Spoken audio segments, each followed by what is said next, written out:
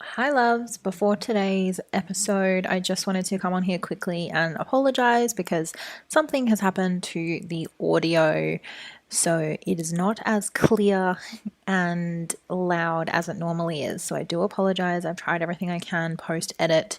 So please forgive me this week, but it is a really good episode. It's really important. So I still wanted to post it. So I sorry.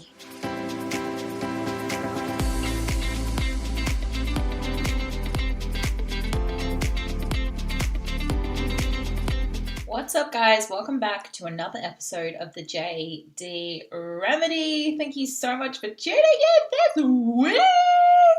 Oh, yes. Did I have another coffee? I did. Look, you're getting me on a good day. I feel good. Some exciting things are happening in my business that I'll talk about later in this episode, but I'm feeling good.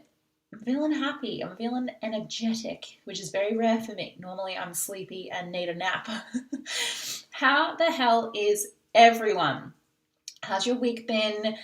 It's been like the weather has bipolar or something, right? Like it's super sunny on the weekend, nice and warm, perfect weather, and it's pouring with rain today. Although we can't complain because a winter in Perth still has sunshine, although it's freezing cold at night. Look, I need to stop complaining and just be grateful for what we have, honestly. But it is beautiful here in Perth, and I'm just making the most of any sunshine I can have at the moment. I'm sorry, I don't know where to go with these introductions. Normally, when there's two people on a podcast, they just converse back and forth, they ask each other for life updates, and it's really interesting, but I don't know what to give you guys. I know my introductions are my recommendations, which I love doing, by the way, and I just don't really know what else to do for introduction, so I'm not going to just talk shit for no reason. I'll just get straight into recommendations. I have a couple and I'm trying to space them out, but I watched one actually a few weeks ago and I think I'm a little bit behind on it. Like it was released quite a while ago and I just never really watched it. You know, sometimes on Netflix where you see the picture of the movie, like what do they call it? Like I don't know what it's called. What's it called? Like just not the trailer, just the picture or like the thumbnail of the show on Netflix. And you don't resonate with the thumbnail. You're like, that doesn't look like something I want to watch. And then they change it and you're like, damn, that looks like a good movie. I don't know. It's so interesting how imagery like promotes stuff and resonates. So I realized listening to last week's episode, you can hear my partner was home with COVID all week and you can hear him listening to Family Guy on full blast in the background. So I apologize for background noise. And also, like always, my cats are crazy. They just meow and run around and chase each other. And like, it's insane. It's like a friggin' madhouse over here. So, apologize for distractions, but I'm doing the best I can. All right, let's get into recommendation. It is a true crime documentary, of course. I don't know if you call it true crime or just a documentary, but it is I Love You, Now Die. The Commonwealth versus Michelle Carter. What an intense name, first of all. I Love You, Now Die. Like, really? That's what you want to call your documentary? Anyway, I'm just going to read IMDb's paragraph. This is what the documentary is about, the plot summary, if you like. So teen Michelle Carter's actions shocked a nation, but what really happened behind closed doors? This HBO special showcases the prosecution's point of view and alternately the defense's. Which side do you fall on? So they were dating, her partner was suicidal, had some mental health problems, and when he unlived himself, the defense was like, oh yeah, cool, we'll rule it a suicide, no worries, he had some history with this stuff. But they started doing some digging and investigating and they found text messages from Michelle and between the two of them where she was kind of coercing and encouraging him to take his own life. So then they were like, hang on a minute, is is this a friggin' homicide? Like, did she tell him to kill himself, or did he do it willingly? And the whole documentary is this very interesting case about, is she responsible for his death, or did he take his own life willingly? And she is actually on trial for I don't know if it's manslaughter, and can actually go to jail for sending text messages. And that's what the whole documentary is about, is can you actually go to jail for sending certain words in text messages and over the phone, which ultimately can lead to someone taking their life. And it was such an interesting documentary. And it's one of those ones where one episode you go, a docu-series it is. One episode you go, oh, she's definitely at fault. She should be thrown in jail. That's horrible. And another episode you go, well, she's definitely innocent. Like, it was his fault. And it just takes you on this crazy journey. And obviously there'll be spoiler alerts as I talk about this. So if you definitely want to watch it and decide for yourself without my opinion or without the outcome, obviously this is a true story. It's already happened. But yeah, take your time, skip forward a couple of minutes. But yeah, the whole idea of someone being in that situation. And as I watched it, I really don't know what I decided on. I think she's actually innocent toward the end. You watch the first episode and you just feel awful because they obviously paint the picture of him crying out for help, and they show text messages from her saying, just go do it, like go, helping him plan it, go kill yourself, like you'll feel better afterwards. And he starts to pull away and goes, oh, I'm unsure, like I don't know if I should do this. And she goes, no, like do it, get back in the car. Because at one point, like, they planned it to the point where he was in the car ready to go, ready to gas himself, and he wants to get out because he changes his mind, and she says get back in. So that was crazy. And 100%, you watch that first episode and you just know, you're like, that's awful. Like, I just want to hug this guy, his name's Conrad. I just want to hug the boyfriend, tell him everything's going to be okay, tell him he's worth it, he deserves to be on this earth. Which they obviously don't paint that she gave that support at all. They just tell this one side of the story where she's this evil person that's like pushing him to end his life. You could see throughout the first few episodes that he had hope for himself. You know, he was trying to get help. He was talking about it openly and he wanted to try and get through it.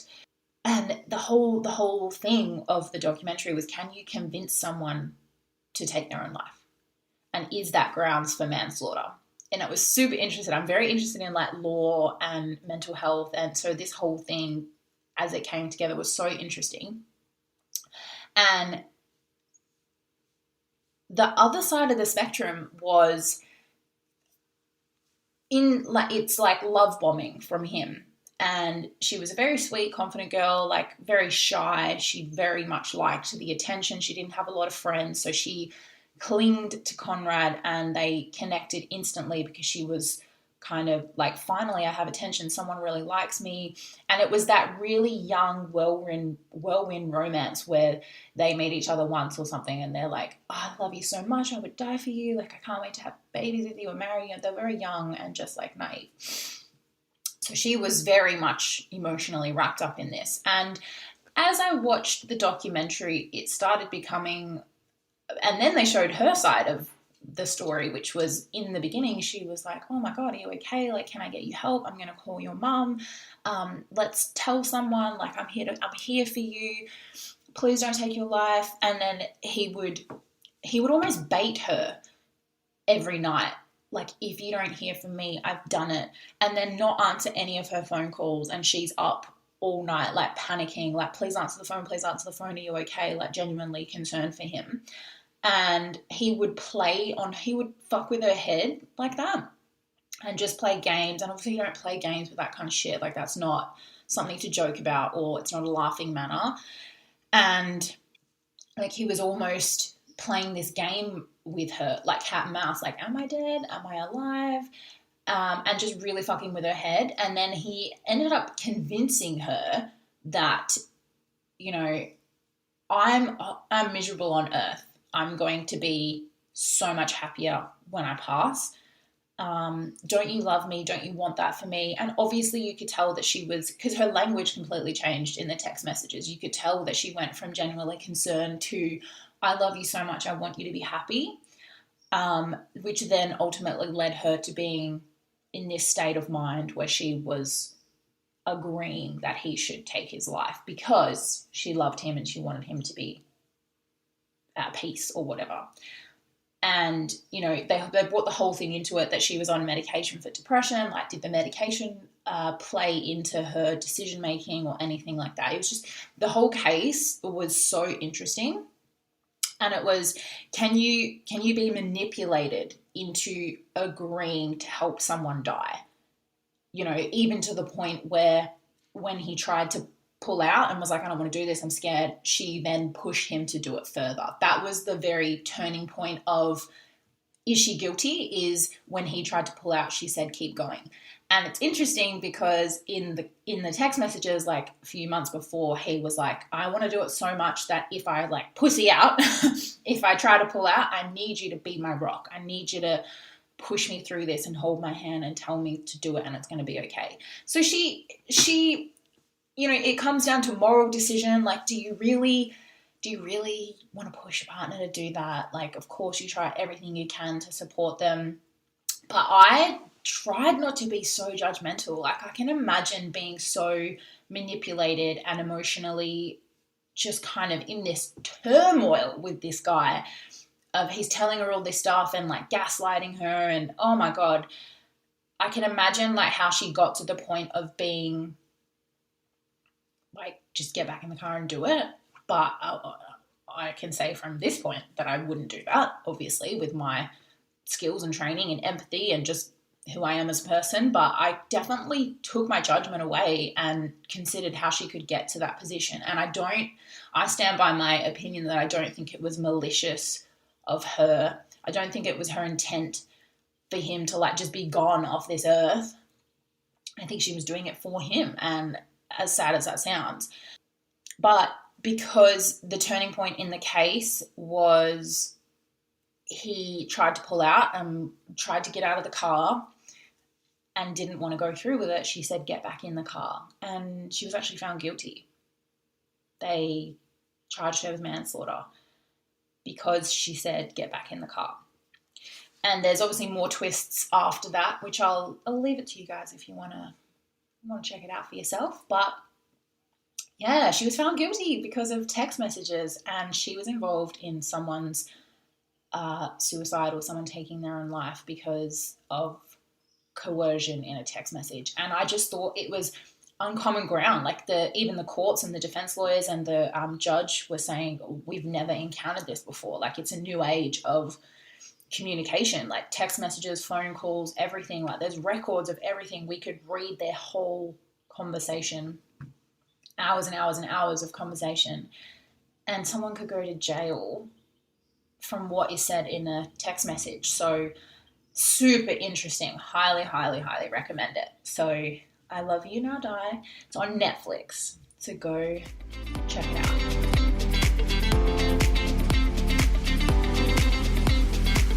Okay, my loves, let's get into today's episode. I really want to talk about mental health in relationships. Now, whether this resonates with you as someone who is experiencing some mental health challenges or your partner is, I will try and give advice and support and tips for both sides.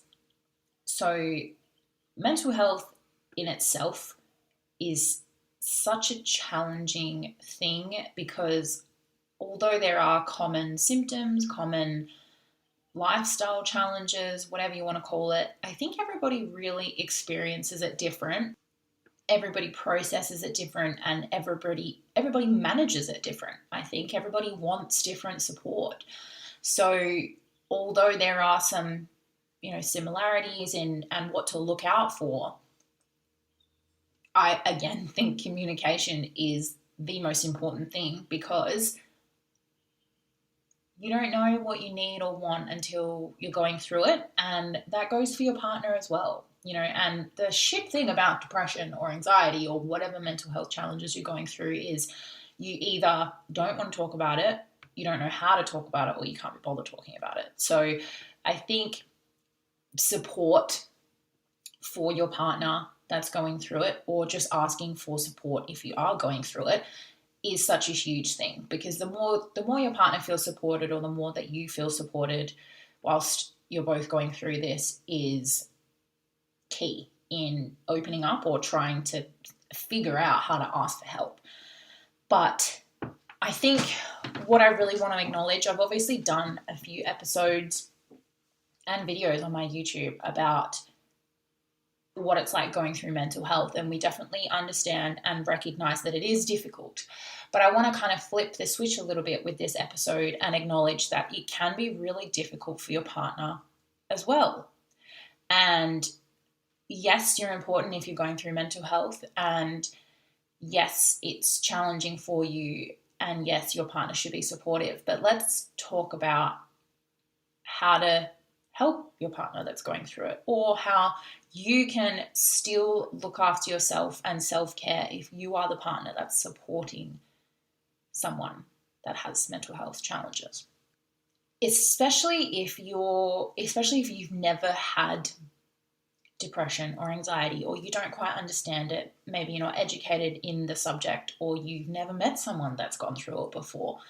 It's kind of very hard to understand. And unless you've been through it, I totally understand how you would kind of not grasp what's going on, or just want to snap them out of it, or tell them to not be a sook about it, or, get out of bed, or, let's just try and do this. Let's get out of the house for the day, or whatever you've tried to do so far. And obviously just want to commend you on trying to help your partner, especially if it's out of your depth. It can be such a challenging thing as a partner. But my biggest advice, probably just do some research, like listening to this podcast, for example, this episode. Google and YouTube are your friend. Just trying to understand. And, don't be scared to talk to your partner. How do you feel every day, and what support do you need, or how can I best support you, is huge, right? And it definitely can take a toll as the partner who's supporting, in terms of your energy. The communication may be very hard, although it is important. It can be very frustrating at times. Maybe they shut down a lot. Maybe they don't want to talk about it. Maybe they're always sleeping, they're tired, and you start to feel those heavy effects as well. So it's super important that you look after yourself. Yes, you can support them in every way, but what I think, and I may be judged for saying this, but I don't really give a fuck, is I think, yes, you can support your partner to a certain extent, but I also don't think it's your responsibility to carry the weight of helping them feel better, if that makes sense. I'm trying to use my words carefully here. I think the person that has the mental health challenges does have the responsibility of getting help and doing things to make themselves feel better, or progress, or manage the depression or anxiety, right? Go see a psychologist, go on medication, exercise, journal, do whatever it is to relieve that pressure and responsibility on your partner to always be the person that has all the answers. Because if your partner has never had depression before, it is very unlikely they will know how to support you. So I think it is unrealistic to put all the expectations on our partner to have all the answers and to support us through this. Yes, you can be loving and caring and, provide comfort and support, but I think naturally if you've experienced depression, you acknowledge that, and and understand that you get frustrated easily. Why aren't you saying the right thing? Or, we snap at our partner when they're trying to help because it's not what we want to hear, or it's not what we need. We've all been there. But we need to kind of cut them some slack. If they don't know, it's up to us to get support elsewhere, and just know that maybe they're just someone you can hug. Maybe they're just someone that is like a friendly, constant routine in your life, something that is constant for you, that doesn't change and doesn't overwhelm you. So for the partner that's supporting, really important to get clear, like, what do you need from me specifically? And if that's nothing but sitting next to them on the couch, then so be it. Like, and I think when it comes to asking them what they need, it's really important that you're also assertive and setting your own boundaries. And obviously you say this in a loving way. It's not like a fucking business transaction, right? It's, I love you so much, I'll support you as much as I can. I also need some time to myself, and that's okay too. That's fine. Like, if you still need to get out the house and have a girls' night, or go see your family, or maybe you just want to sit on the couch by yourself one night and just mindlessly binge watch Netflix, that's okay too, because I definitely want to acknowledge that it can be draining energetically, listening and trying to figure shit out all the time, because you want your partner to be happy. Of course, you don't want them to suffer like that. But it's similar when you think about like a plane going down. They say, put your mask on first before you put your mask on anyone else, because if you're not okay, you can't help someone else. And the last thing we would want is for your mental health to decline as well, and you're in this kind of black hole and you're stuck and you can't get out. That's two people that now need help, right? So yes, you can be supportive, and yes, you can help, but I just think there needs to be boundaries, and you need to look after yourself as well, because it isn't up to you. It isn't the partner's role in a relationship to fix someone, or, you can be there for someone, but what does that mean to you, and what does that mean to your partner? And don't go in there trying to have all the answers or give advice, because 9 times out of 10 we don't really want to hear it anyway. Just pro tip, don't exhaust yourself trying to have all the answers or figure it out or make suggestions, because, yeah, they'll figure it out on their own. And just ask them, what do you need from me in particular? Because I have no idea, But yeah, if you are out of your depth, just do research. Like, there's nothing that feels more supportive from a partner when they go, oh, I actually don't know enough about this to support you and feel like I can help, so I'm just going to do some research. I'm going to learn about it. Jump on fucking Google. Like, there's so much information out there at the moment. It's ridiculous. So get on there and educate yourself, and just be there for them. A little shoulder to cry on when they need it, a little cuddle in bed when they need it, and just sitting in silence watching, or sitting together on the couch watching a movie goes a long way, right? And I think in terms of setting boundaries and support, there has to be some meet me in the middle kind of lifestyle and language. Like, maybe they don't want to go out and socialize, but maybe you need to. Like, are you extroverted, or you just need a break? Like, sometimes they might freak out and not want to go out to that person's barbecue or party, and like, maybe they want you to stay home with them and give them a cuddle. That's fine. Like, you're going to have to compromise in some way. Like, okay, I'll stay home with you tonight, no worries. Like, I can tell that you're really hurting tonight, I'm here for you. And then other nights, set boundaries. Like, I'm going to go out for a few hours, I'm going to go have a coffee, I'm going to go for a walk with a friend, I'll be home tonight. Just tell them I'll be home at this time. Like, it's all good in the hood.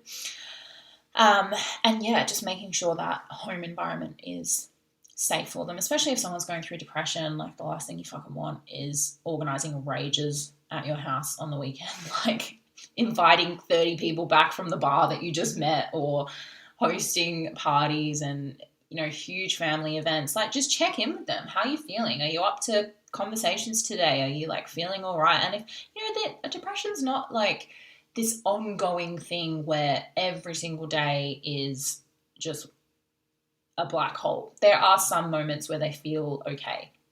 So just making sure that communication's strong, and you're checking in with them. Like, how are you feeling today? Do you mind if we have some family over for lunch? And if not, like, organize it somewhere else. It is really like your house and your home when you're going through mental health is your sanctuary. It is where you recharge, you sit, you cry your eyes out if you want to. You are alone. There's no distractions. There's no expectations. Like, you don't have to show up and put a happy face on when you're at home. You don't have to interact with people or socialize and feel anxiety. Like, the home is their sanctuary as well as yours. So just making sure that you're checking in with them and not to bring things in that are kind of gonna bring them down, if that makes sense. And focus on small things together, on small goals. Like, what do you want to do today? Or nothing. Okay, cool. I'm going to go do something else. Or, you know, do you need help? And like, I know you agreed to maybe seeking some counseling or therapy. Do you need me to get you a couple of numbers, or would you like me to book it for you, or anything like that? And you create small goals together. Like, tomorrow they're not going to cure their depression. Do you know what I mean? It's small baby steps, and that's all that they can kind of handle sometimes, you know. Sometimes it's just getting through the day. So just check in with them. What do you need to feel better? Like, I'm here to support you and encourage you. And I think one of the biggest things is, if you do a lot of research and you understand it properly, knowing the warning signs of suicide and what that means for them. I think the word suicide is such taboo and people are scared to say it or talk about it. And that's why I think a lot of people aren't supported and end up taking their life, because no one talks about it. And it's a huge thing, right? So talk about it. And I remember when we had first aid training in my couple of jobs ago at the gym, and this mental health advocate came in, and it was such a really important thing. And she asked a question. We all had to say yes or no. Like, it was myths and facts and what was true, what wasn't. And one of them was, if someone is depressed, do you ask them if they've contemplated suicide? And all of us were like, oh, no, like, you don't bring up suicide. And she was like, no, that's a fucking myth. You ask someone if they're feeling suicidal. Ask them, are you feeling suicidal? Or have you thought about taking your life? If they say yes, oh my God, you've just caught it in the moment. And you're like, fuck, okay, game plan. What can I do to support you? Like, I'm not going to leave you alone. Like, I'm here for you. But if you don't ask and they've thought about it, you miss that chance. Like, you miss that opportunity to kind of intervene and support. And like I said, it's out of your wheelhouse, babe, but you now know, and you can get them help. You can take them to hospital. You can take them to a mental health facility. You can call a psychologist for them, like, whatever it is. You know, look out for signs. Like, have they gone to the extent of buying things to attempt suicide? Like, stockpiling pills or finding letters or, I don't know, shit like that. Obviously, signs like them saying goodbye, getting their affairs in order, and just engaging in ongoing risky behavior, like a lot of drug intake or alcohol or reckless driving, you know, where they're kind of at that careless stage where they don't really give a fuck anymore, which is very sad, but super important. So just do your research. You'll find all of this out. And this obviously doesn't associate with everyone, but I just want to share it because I did a youth worker course at TAFE when I was like 18, 19. It's obviously about kids, and we learned about mental health. And one of the things that she said, which really stood out to me, we were learning about like looking out for suicide in kids and just in general. This lady came in and was talking about it and said something to look out for. If you are someone that is if you know someone that's very depressed, they're always down in the dumps every day, not a lot of energy, you know, just typical, they're feeling depressed every day and they have been for a very long time, and suddenly, for no reason, they're very happy and they just feel confident and content and excited. That's not something to celebrate. That is a huge warning sign, and it normally means they've made a plan and they're happy about it, and something's going to happen. So obviously, you know, people with mild depression or just depression in general can have good days, bad days. Like they feel sad. They don't know why, they're withdrawn. But if I'm talking someone, this is like an extreme case. Someone is very depressed every day, withdrawn, doesn't leave their house, refuses to talk to anyone, like very, very depressed. And next minute they're like, let's go celebrate. Like, I'm coming to the family barbecue. I'm so excited.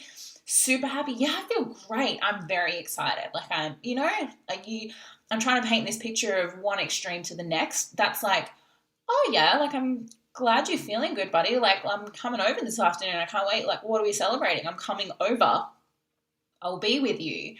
How's everything been for you? Don't be scared to kind of dig, ask questions, but just keep an eye on them, because I'm not a disclaimer, I'm not a qualified psychologist or anything, but I was taught that in my youth work course from a mental health professional, and it really has stuck with me, and it's something I always look out for. I've obviously never come across that yet. There's people are normally willing to talk about it, but I just thought that was something I wanted to share. I don't know if I should share that, but I've shared it. There you go. But yeah, it's just small things, but I think support them the best you know how. And you know your relationship dynamic. You know who you are as a person. I'm super empathetic. Like, I can't stand people going through that. The thought of my partner going through that, thought of anyone I love feeling like that really kills my soul. So I'll do everything I can to make them feel better. And yeah, it's tricky. And I know it's really hard to get. You have to have a very empathetic and understanding mindset, but at the same time, this healthy balance of boundaries, because when it gets to the point of wanting, you start saying to yourself in your head, I'm just going to be real with you guys, but this is like, I'm sure everyone's gone through this. You go, I'm starting to fucking feel shit now because you're always sad, right? Like, it takes a toll on you. Like, do something about it. It's frustrating, and you want to say, and you start having those thoughts of, like, this isn't all about you. Like, I'm a person too. I have a life too. This is draining me. Like, I just want to be happy again. It can be toxic, but patience is key. Please try and understand it as much as you can. They don't want to feel like that either, but they're struggling. So set healthy boundaries. Tell them, I love you so much. I'll support you as much as I can. I just need a minute. I'm just going to go for a walk. I'm just going to go for coffee today. And some of the language that comes from someone that's depressed is they think they're a burden.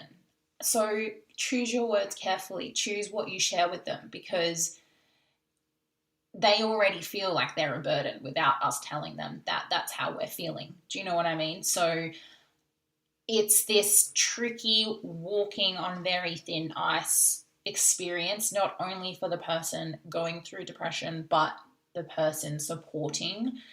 So, I mean, there's no fucking rule book. It's sometimes that ice is going to crack and you're like, okay, I've learnt not to do that again, or to do it differently, or to talk about it, and never give up on the conversation. Never give up on that communication, because one day you might want to talk about it and they fucking don't. Like, they're exhausted. I can't be bothered opening my mouth right now. Like, I'm just going to bed. No worries, babe. Love you. A couple of days. How are you feeling? Like, are you ready to have this conversation yet? Or how did you feel the other day when I asked you that? That's the thing. Like, don't ask for the answer. A way to start that conversation is ask them how you bringing it up made them feel.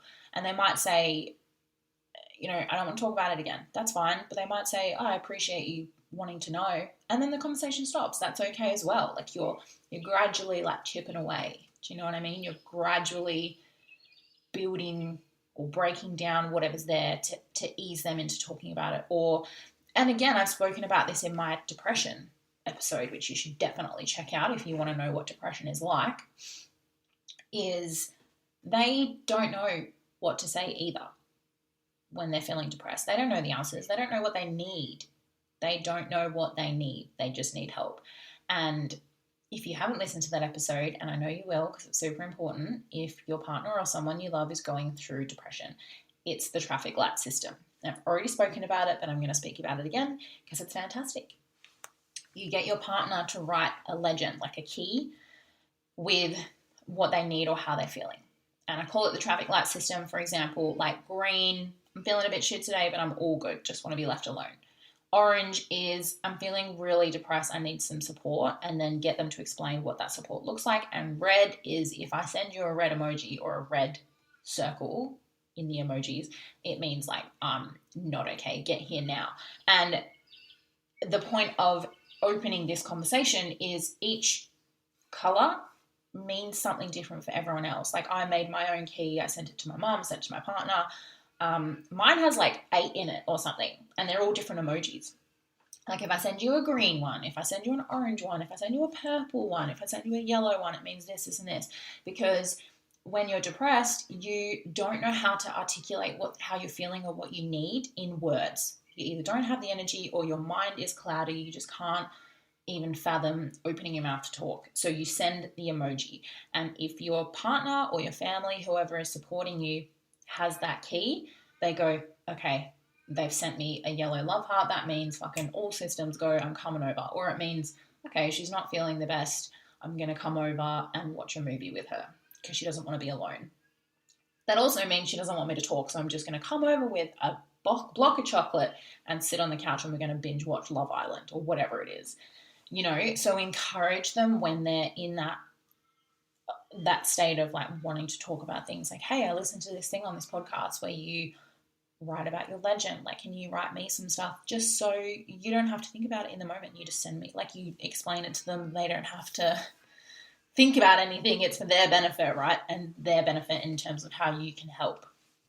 Yes, it's something I always think about because I've been on both sides. I've been depressed and had supportive partners, and I've had partners who have gone through it that I have struggled to support and then felt comfortable to support, like as I've learned my skills and experience and stuff like that. So yeah, super crazy.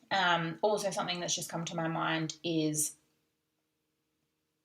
ask them if you can tell people and include help. For example, if they're not comfortable telling their parents, don't tell their parents, you know. If they want more help, like if they tell you that they're suicidal or they tell you that they're going through a really rough time, hey, like, do you mind if I call your parents and tell them, and maybe they'd love to support you as well. And if they're like, yeah, I'm cool with that, like just get their permission, because you don't want all these triggers and all this chaos, like people ringing them, fucking panicking, and then they go on a downward spiral. Like you just always include them, like they're a person, you know what I mean? Support them as much as you know how, as much as you're comfortable with, and whatever your boundaries are. And every little thing is going to be all right. So don't worry. Okay. All right, my loves, I'm going to leave it there. Super important episode today. It'll be in the Facebook group, so please let me know what you think. What are your biggest takeaways from this episode? It is such an important episode, such an important topic. Let's get it out there. Let's talk about it. And hopefully you took one thing away from this to support your partner, or you can share with your partner subtly if you're feeling depressed and you're like, hey, babe, look at this episode I listened to today. Is that interesting? Nudge them in the right direction. You know what I mean? But in all sincerity, like honestly, super passionate about this topic, here to help if you guys need anything. My DMs are always open. And yeah, free coaching call available with me as well, which is what I was going to slide in there. Check out my Instagram pages if you haven't already. Book in a free coaching call if you'd love a chat, if you need some help. I am here, so book the link. And also in my Insta bio, you'll find the links for the Facebook group and YouTube, everything you need, okay? So go nuts, my loves, jump in there and use as much help as you need. Like, go for it, why not? And thank you so much for listening to today's episode. I love you guys so much. I'll see you next week. Bye.